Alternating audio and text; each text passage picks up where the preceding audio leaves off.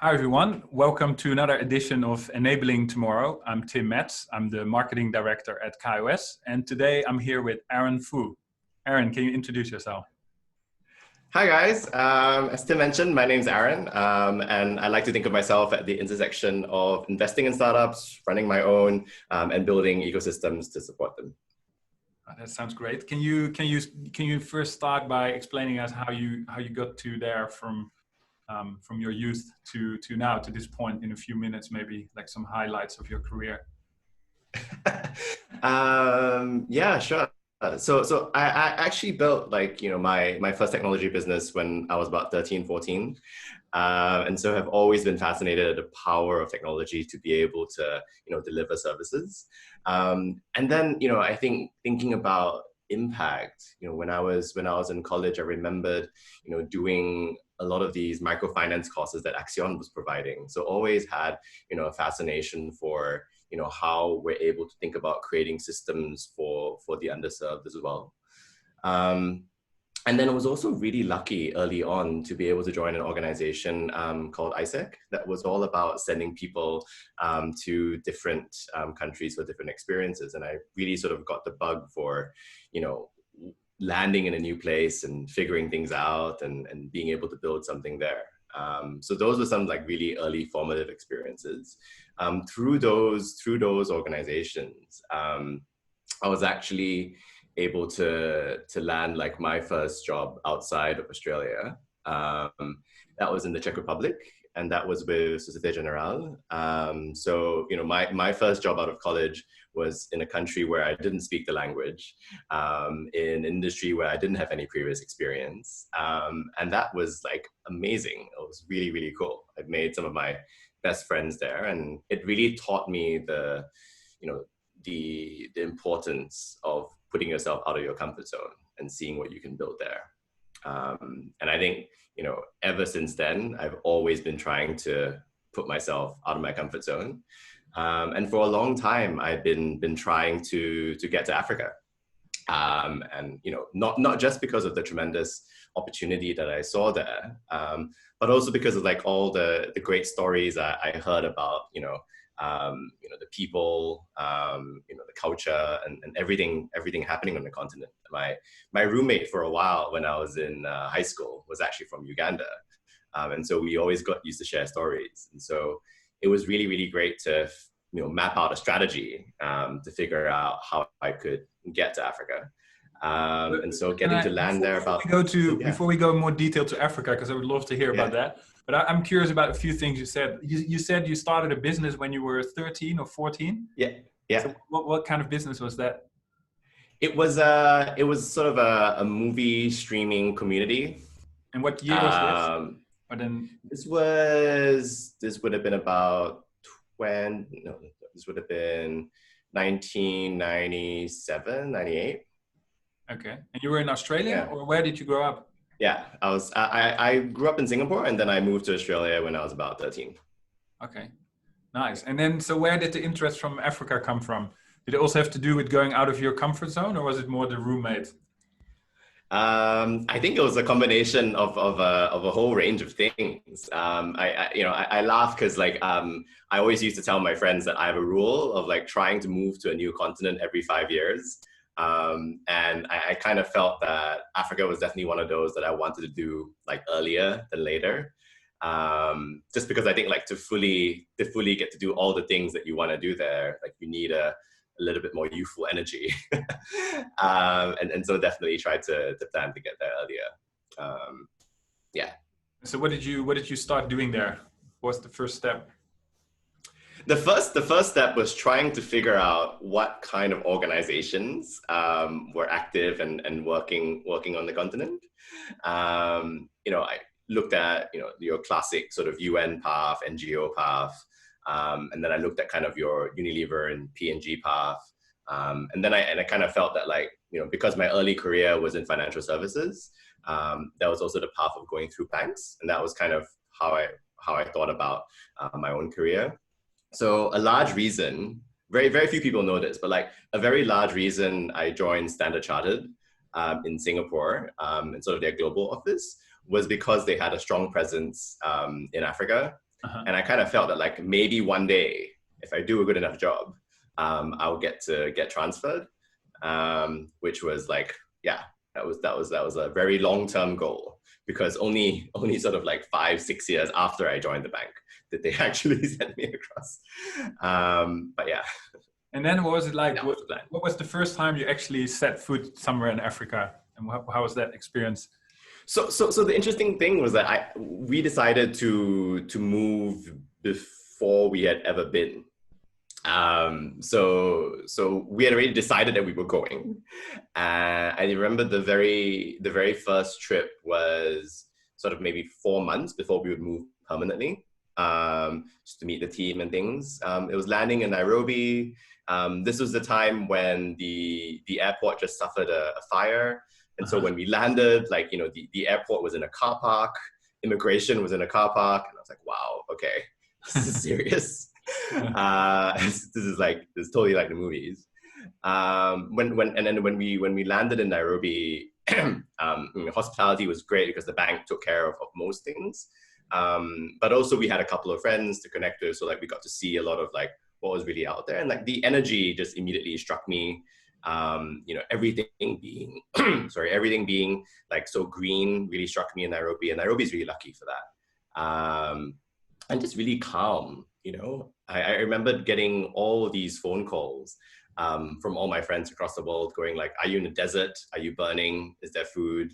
You know, and like, this is like, it's lush green, like, you know, it's like a tea farm, right? Yeah. Like, it's just stunning. So that I think certainly was like the first shock. I mean, we did our research, but I think you don't really believe like how developed or how peaceful it is until you get there. You know? And then how did you go from the bank to like investing and working with startups in Africa? Yeah, I like to think of it as going back to roots. So, you know, I've always enjoyed like building technology and building businesses. Like even at the bank, I had a lot of pleasure in sort of like working with startups and trying to bring them into the bank as well. That was like a lot of fun. And then I think like in Kenya, obviously, there's so much innovation in financial services that's happening like all around you, right? And I really felt that a lot of them had so much potential, not just to work with larger organizations, but also to like scale further out, right? To other parts of the world. So my step out of the bank was really to try and continue working in financial services, but in a slightly more unstructured fashion, and really sort of like try and, you know, work with them to get them ready, either for investment or to work with larger organizations. The thesis at the time, when I joined the Hong Kong-based VC called Nest, was that we would invest in African startups to try and help them make the move across to Asia. Because another thing that I saw when I landed was just that, you know, demographically, you know, we're talking about very, very similar populations, right? We're talking about, you know, extremely young, very, very technology savvy, a lot of them dispersed in the rural areas, high volume of people moving into urban areas, relatively high degrees of unemployment as well. A lot of small businesses, you know, default occupation is definitely entrepreneur. And then really wanted to see what sort of like Kenyan technologies or businesses and models we could take and port them across to Asia. So that was a very, very big push as well. It felt like a mission that was like cool to get behind. So how did that thesis work out? What was good about it? What didn't work out about it? What did it work out well? I don't know. Yeah. So I think, you know, with that, I think we had some really, really great successes. We managed to bring a Ghanaian data science company to Hong Kong, spent about 3 months with one of the largest banks in the region. And in the end, actually got sort of a proof of concept to have them supply their analytics and their machine learning to like a bank in Hong Kong, which I find like pretty like amazing. And I think like, you know, the first step, you know, POCs are nothing, but it's the first step of a Ghanaian technology company selling to a Hong Kong bank. I think that was like a really, really big like moment for me. We were then able also to like help a lot of, you know, Kenyan founders as well make their first steps into Singapore, into Vietnam, and begin exploring. what I kind of feel is that the role of the intermediary or the sort of like person introducing that startup is really, really important for these partnerships. So we really sort of like stepped in pretty hard. One thing that I did find though is that, you know, there's a natural inclination. So in the B2B space, I thought it was really challenging. You know, thinking about an African technology company trying to walk into, you know, a bank office or a government office, trying to sell, you know, his or her software, there's something a bit unnatural in terms of the expectations on sort of the receiving side, right? So getting across a lot of those, you know, preconceptions and attitudes and around culture was a little bit challenging. I'd say we were a little bit ahead of our time. Because I think now as well, there are a lot more African entrepreneurs who are much more comfortable in Southeast Asia, in Asia, and have understood how to navigate the space. Okay. So what do you see, like what's different from when you first got there and now, like in the startup scene, and what kind of trends do you see? I think it's really night and day. You know, I think, you know, people very, and this is all over the world, but like people very quickly forget like where we came from, you know. I definitely remembered when, you know, Nairobi was a place where you maybe only have 1 or 2 sort of startup events every month. iHub was really sort of like the only place where you would go for any kind of like tech startup community.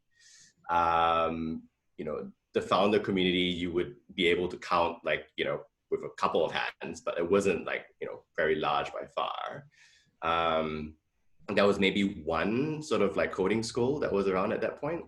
And now we're in a place whereby Nairobi's got like, you know, 7 or 8 hubs. You know, there's at least 5 or 6 coding programs out there for people to learn how to build technology. Every day, at least when I was leaving, every day there were at least like 3 or 4 startup events that you had to be at that were great, right? And so I think from an ecosystem point of view, that has like really, really grown up. But I think more importantly, you know, between when I first got there and now, you've seen like a lot more successes, not just in terms of like funding rounds. Like, you know, nowadays, like, you know, large rounds crossing $10 million in Nairobi, I wouldn't say it's normal, but it is regular, right? I remember the time when, like, you know, if you raise more than $1 million, it was like unheard of. I mean, with the exception of M-Pesa, which arguably is not a startup. And so I think people really forget like how far, you know, we've gotten. Scene's like completely thriving now. So what do you personally, what do you enjoy about investing, and what do you don't like about it? Are there parts you don't like about it, and what do you really enjoy? I always say that, like, you know, I think for my own personal investing strategy, it's to back founders that are doing things that I wish I could do. Right. I think what I really enjoy about it is learning about how they think, learning about how they solve problems, and trying to work with them like through the hard times. Right. Like, I think I really, really enjoy that bond. I kind of feel that as much as possible, I love, you know, being a part of their team as much as they'll let me. And then, yeah, you know, to me, it's just about imagining the future is probably the best bit that I love about investing. I think some of the bits that are a little bit challenging usually come, I mean, as always, usually comes when things are not going so well, right? And when you have the harder conversations around, is this business actually going to work? Are we actually going to, you know, fund you again, despite the non-performance in the last like couple of months or even years. And this is someone who, you know, you met when they were just starting out, you know, and sort of like, you know, you've seen them grow and you've seen them through the journey. But I think one of the hardest things is having the hard conversations that, you know, actually this might not work. So how do you manage that? Like, how do you decide? Like, because sometimes it can be, you know, like something's not going well, but you still feel it has potential. But how do you make that? How do you weigh that decision of like, okay, now it's time to stop, or let's keep going? do you have a process for that, or how do you manage that? Because I can imagine that's very Honestly, I feel that as much as we'd like to talk about, diving into their models and diving into their past performance and all of that, most of it is actually going to be tied up in how the founding team actually feels about the business, and how the rest of the team feels about the business. I think obviously, we spend our time doing due diligence into the customers that they serve and, the other suppliers that work with them. And I think very often, the financial results tend to be the trigger, but they're not the reason, right? The reason usually is deep down, the founder also knows that it's not going anywhere, or at least some other members of his team. And I think when that happens, that's sort of like, that's sort of pretty final. You have to still, blindly believe, even if your results are not going well. And that's okay. Like, I think there's still a little bit of a stigma around like failure in the startup ecosystem in Africa still, and I think that's unfortunately still something we need to get over. Like, failing in a business is perfectly normal. In fact, in venture land, your business should fail most of the time. And, move on to the next thing, right? Switch up your model, hire a new team, look at a new angle. It's all fine. But do you think that's different, that's viewed differently in Africa than somewhere else? I think it might be viewed differently. And I'm by no means an anthropologist, but certainly I feel that it might be a little bit to do with like the culture of, having one business that would sustain you for life, right? Like there are a lot of individuals who have one business or maybe two businesses and the key job of that business is to sustain him and his family for one life, if not generations, right? And so that is a business that cannot fail, right? And so they need to keep it running no matter what. But I think in the world of tech anyway, or at least the world of tech that's, trying to impose its values on Kenya, I kind of feel that like the culture of failing is important. Like the idea of spinning up an entity in this format, addressing this market with these group of people is a test, right? And the money to back you is to back the test. And test might not work out, and it's okay, right? It's very, very, very hard to drive that message through and tell it time to quit. Yeah. So for you, like you said, you like to get out of your comfort zone. You need to, you need to have difficult conversations. Like, do you feel a lot of pressure, or like how do you manage? Because of course it's your comfort zone for a reason. So if you put yourself out of it, you can have feelings of fear, or you feel stressed, or like how do you deal with that? A lot of meditation. Oh yeah. what I say to that, right? Like,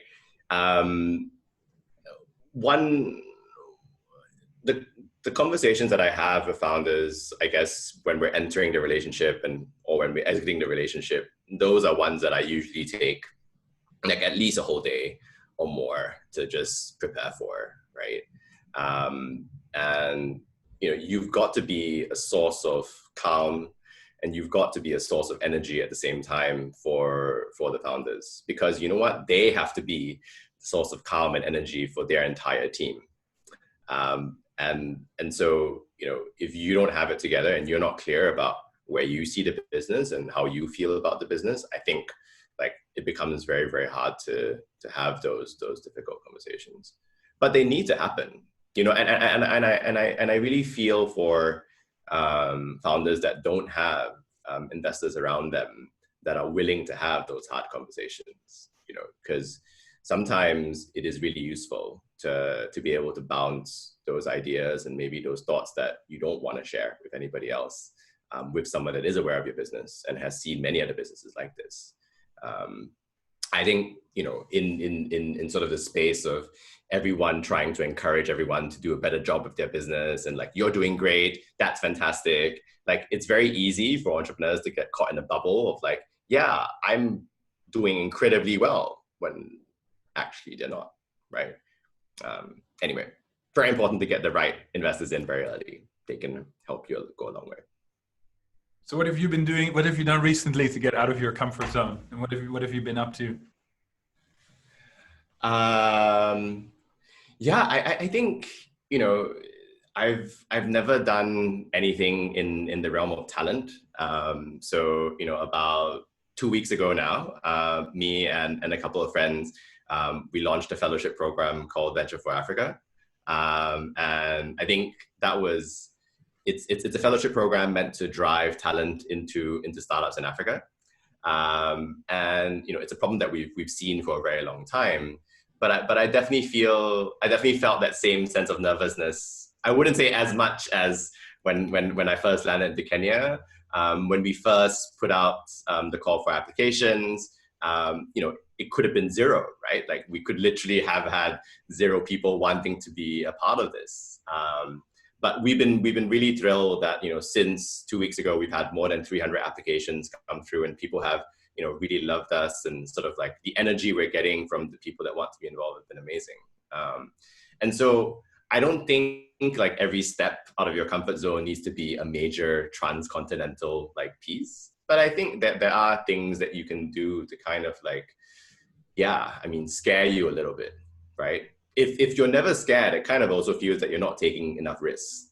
Mm-hmm. You know, if you know exactly the outcome of each and everything you do all the time, I mean, yeah, it's for me, it's not very fun. So how does the fellowship program work? What kind of people apply for it, and then what happens? Yeah, and I think it goes back a little bit to my own journey into Africa, right? Like I don't think everyone should have to go through, you know, 5 or 6 years in a bank just to be able to get transferred into Africa. Yeah. I think that's like a pretty long journey. But I also feel that you know, one of the things that we're trying to do is have people not, you know, most of the time when I speak to people about how to find a job in a startup in Africa, it's really about, hey guys, just come, you know, come to the bar, go to a few events, meet a few people, you figure it out, right? And the reality of it is, if you told that to, like, you know, my 21-year-old self, I probably would be a little bit uncomfortable with that too, you know? And it's just not something that a lot of people naturally are okay doing, which is also why Nairobi has, like, you know, got its own great group of people. But besides that, like, we really wanted to create an easier pathway for people to, you know, engage in a project, be able to land in Nairobi and already be plugged into a community, already know what they'll be delivering on, what they'll be working on, which company they'll be working on, even if it's for 3 months. And also being very clear about like which companies they'll get to interview with at the end of the 3 months, right? So really trying to de-risk that jump as much as possible, because even making that decision to move from London or New York or Singapore, for that matter, to Africa is not an easy one. And so we really want to try and take as much of the uncertainty of that out there. And so just to be clear, it's specifically focused for people from outside of Africa to be placed at startups in Africa. So I think we're less concerned about the from, and we're more concerned about the to. So actually, you know, in really cool news, like, you know, half of all the applicants we've gotten actually are from Africa, okay, either in Nigeria or Kenya or South Africa. And some of them are looking to make the switch from being in a large corporate and then moving into a startup as well, right? Mm-hmm. You know, as much as getting a job in a startup in Kenya is opaque to someone sitting in Amsterdam, it's also opaque to someone that is in PwC for the last 10 years of his life, but wanting to apply his modeling skills to a startup context, right? I think it's just something that's been really, really hard to get into. And so we're trying to change that. Yeah. And then what happens? Let's say I'm an applicant. Like you guys screen them first, and then you introduce to startups. So how does the process work?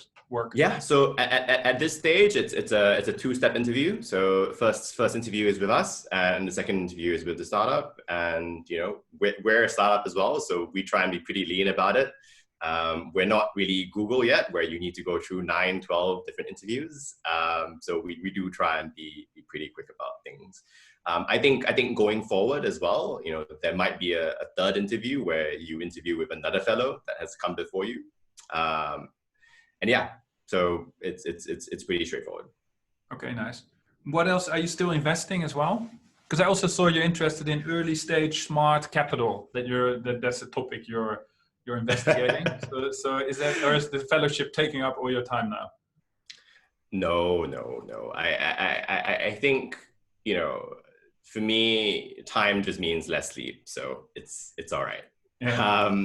So we are absolutely still doing a lot in terms of mobilizing smart capital. I feel that there's been a renewed interest in backing startups in Africa recently. I've been fortunate enough to lead a range of syndicates of capital from all across the world into startups in Africa. Very often helping people, you know, make their first Africa checks, and that's been really fulfilling.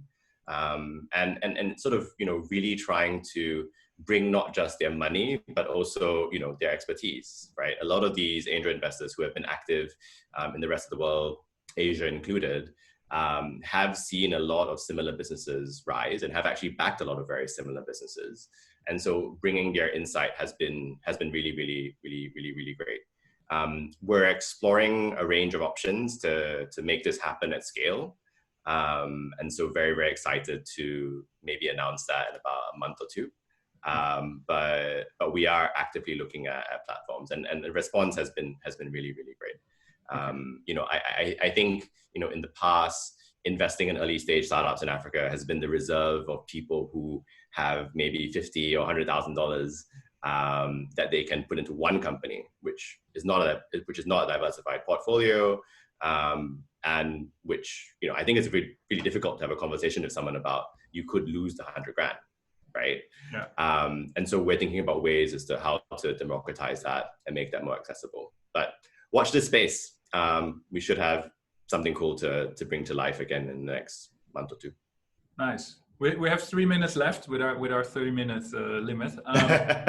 But I guess if I were a startup founder in Africa, what should I, in your opinion, what should I definitely do or not do to get, you know, if I'm looking for investment, either from you or from somebody else? What are good things you see and what are really bad things you see in like approaching and pitching to investors? Sure. I kind of say, by and large, one of the largest mistakes is like, please, if you're a founder putting together a deck, putting together information, like, do the work. Speak to your potential customers, you know, really spend a lot of time going through all available public data on your industries, really spend a lot of time studying the models of everyone else that's adjacent to that industry or that vertical.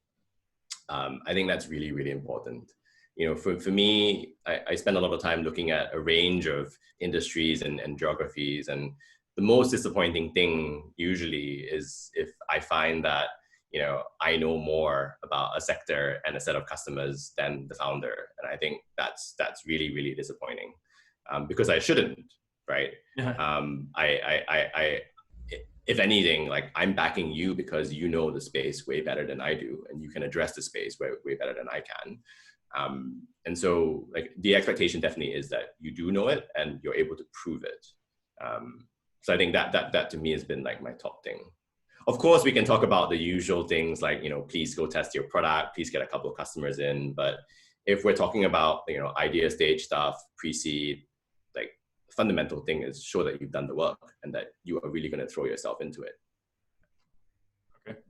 Anything that I haven't asked that you would still like to mention in the last minute? No, I think, you know, one of the things to touch on obviously is in the times that we're in, they're incredibly challenging, but I also see like a ton of silver lining. There are a lot of opportunities to now take advantage of. There are a lot of policies and regulations that are being relaxed and changed, all in the favor of digital transformation. So if you are a startup thinking about how you can enable businesses with more digital tools and work with them to access new markets or help them organize their finances better, like, I think now is the time more than anything else. So yeah, don't be down about Corona. think about the world after Corona and what you can build for them. And go for it and get out of your comfort zone. Now's the time. Yeah. Exactly. Where can people follow you or find you if they wanna keep track of you and learn more? Where should they go? Twitter, Medium? Sure. I think Twitter is probably the best place. I wish I wrote more on Medium. If anyone wants to see me write more on Medium, please let me know and give me some articles. I'm happy to. But Twitter probably is the primary place. All right. Thanks a lot, Aaron. That was great. And thanks everybody for watching. See you next time. See you next time. See you later. Bye-bye. Bye.